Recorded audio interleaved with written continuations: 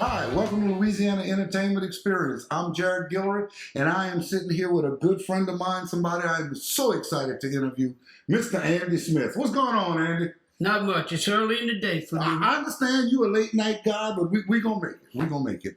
We made it here, and we're going to make it. Yeah. Actually, I got to laugh at Andy. He was a little late for his interview because... And I got the best excuse in the world. No one has ever given me this good of an excuse. He was late because the raccoon under his house kept him up all night. You want to tell me that story, man? Oh, I'm not sure if I want to go there, but it was a raccoon. All right. I got animal control coming Monday. As long as you got him called. Andy, tell me something, man. You've been in the music business forever. Yeah. I mean, I remember being in high school. I was real good friends with your brother, and he would tell stories, Smitty, and he would tell stories about my big brother playing music. What got you started, man? I was thinking about this last night. When I was around 10 years old, I had a neighbor, and his dad had this huge jumbo guitar, and he was so small and so young. He'd get on one end and I'd get on the other end, and I'd strum and he'd play chords, and we'd swap over. So at an early age, I was learning how to strum and play chords, and then I kind of put it away. I guess about 5 years later, I was at I went to Catholic High in New Iberia, and they wanted to form a choir, to get us involved in the mass and everything. And it was a good thing for me. And it got me started again, and music chose me. I didn't choose it. But that's an awesome way to say it. I mean, that's pretty cool. I like that. Yeah, it's uncanny. I think about, how does this work? How have I been able to work my whole life playing music? And it's really, I can't figure it out. I just do it. But it was a love for that guitar. Yeah, I love for the music. I got to do it. It's like I got to do it.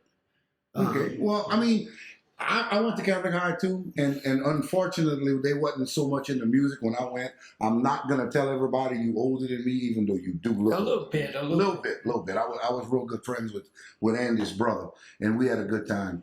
And I remember I was about to tell this story. We have to stop before. There was one goal and one awesome thing about the Andy Smith Band. That was when, in my memory, you were at the top of the game, Andy Smith Band. And whenever we would try to travel and go out of town, we'd go to Gulf Shores, to the Pink Pony. Yeah. How did Andy Smith Band become the band that was always at the Pink Pony at Gulf Shores? I found out about this club, and I wanted to travel. And I called the guy up who owned the bar, and I said, look, I want to bring my band down there and play, and this is what I'll do. I want to get so much per night, and if we do bad by the end of the week, you pay us nothing. If we do good, you pay us what we want per night. And after the first night, man, we were in like Flynn. I had a good band back then. I always had some great guys playing with me, and I've been fortunate to have some great bands, and we did well down in Alabama, and I'm still going down there. I'm going this week. Really? Yeah. Really? Well, like I said, in my memory, everything was about the Andy Smith Band, and I know you've been in other bands. Tell me about some of the other bands. What's some of the other bands that Andy was in? I forgot about this. I was listening last night to your interview with Tony. I was in the first group of Fifth Avenue. Really? Yes. I was there when we named the band, and I quit kind of right after that. I was doing some other things, but I had my first band was Renegade when I was 18. Second band, I did like a trio. I got involved with Kurt Boudreau, Joe Thibodeau, Shelton Saunier, Larry Seaberth, some of those cats, and I was doing trios and duos between Opelousas and Lafayette, and learned a lot from these old guys, Experience. The old dogs, they told me what to wear, how to show up on time, which I didn't do today. Well, that's a subject for another day. That's another day. But they really taught me how to the intangibles, you know, that are so often overlooked in our business. You know, it's not for everybody. No, you need a certain discipline to do it. I agree. Yeah. So, other than those bands, what's a few others that built you up to get to the Andy Smith band? That's pretty much it. You know, that I can remember. I did. It seems like I kind of always had my own band, you know, and I did Renegade, Fifth Avenue. Oh, we had another band that played at Gentry's with Jed Seneca. Well, you actually Brian Parquet was on drums. Shelton was on bass. you actually touching on another subject I like to talk about as you're talking about your bands. In the entertainment business, we run across each other. You know, Oh, yeah. there's a web of entertainers. Yeah. This guy played with that guy. Yeah. Who's some of the guys you played? I mean, you mentioned a few good ones, and I gotta be honest with you. I'm kind of cheating on this. Had a good conversation with Tony Gula. Yeah, And man. he told me a whole lot of stories about Andy Smith. So now here's your chance to defend yourself. Who's some of the Oh, people Lord, you played Tony. with? I'm not going to tell every story, but Tony played in the band. Tony was a great singer. When Tony would sing this song by Billy Vera, At This Moment, and I'd be like, I got to follow this. And it was my band, you know. Tony sang Sugar Bee, killed it. I mean, just absolutely killed it. Some other guys that played. I hate to drop names because I'm going to leave some people out, but I'm going to drop a few. Drop the names. There was a drummer I had, Darwell Davis, that was phenomenal. Darwell went on to play with Jimmy Smith, the organ player overseas. He toured with George Benson. He was killer. I had Larry Seaberth. He played with Tony Bennett. Larry played with, he was Bobby McFerrin's first musical director. Who else I had? I had Kippy Bakke. Kippy played with Dr. John. Mike Birch, Ed Gore. I had Joe Cocker's keyboard player of 7 years, Larry Marshall. That guy was something. And all these guys came through Louisiana and played. Coming through, and you know, how come they playing with me? Well, we made a lot of money. We did well.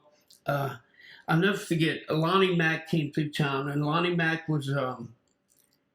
He's a guy that mentored Eric Clapton and quite a few others. He's played, you know, he played the Flying V, and so Not to cut you off. Yeah. He played a Flying V.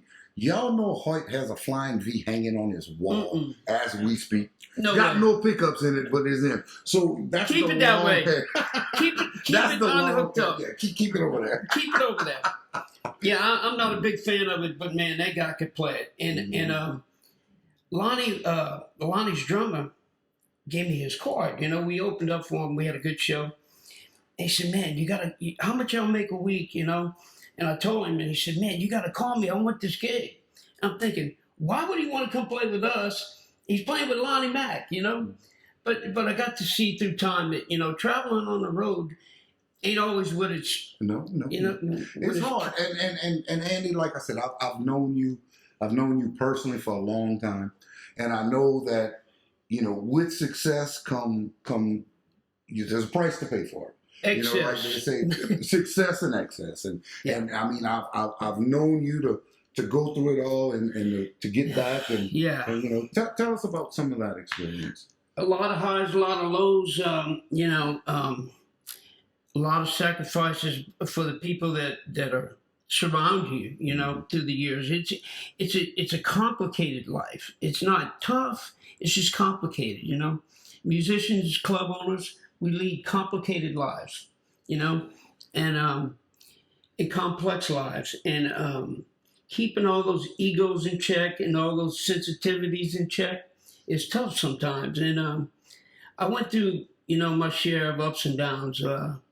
Battled with the bottle, and lost, you know, and came back from that, and you know, when I got sober, I recorded my first CD, and things took off from there, and had some of my best years. That was around '95, and recorded 2 or 3 more CDs, and went through another bout with the bottle, and lost my second wife, and back at it again. You know, trying to do the right thing, and I'm working on my next CD, and I'm excited about that. Well, in the opening, we recorded a song that you did. The first one we recorded together that we're gonna fly in, that I think is incredible.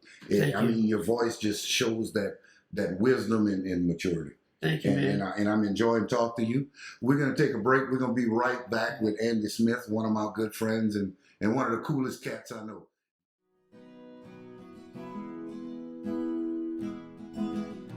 They will sing the songs of love for you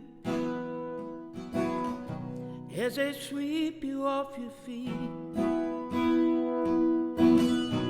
They will climb a mountaintop so high, write your name across the big blue sky. They would do almost anything.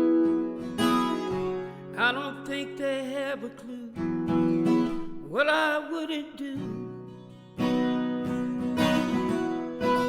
what I wouldn't do for you.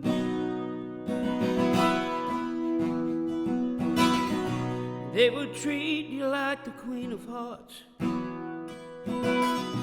52 weeks of the year. Lay down there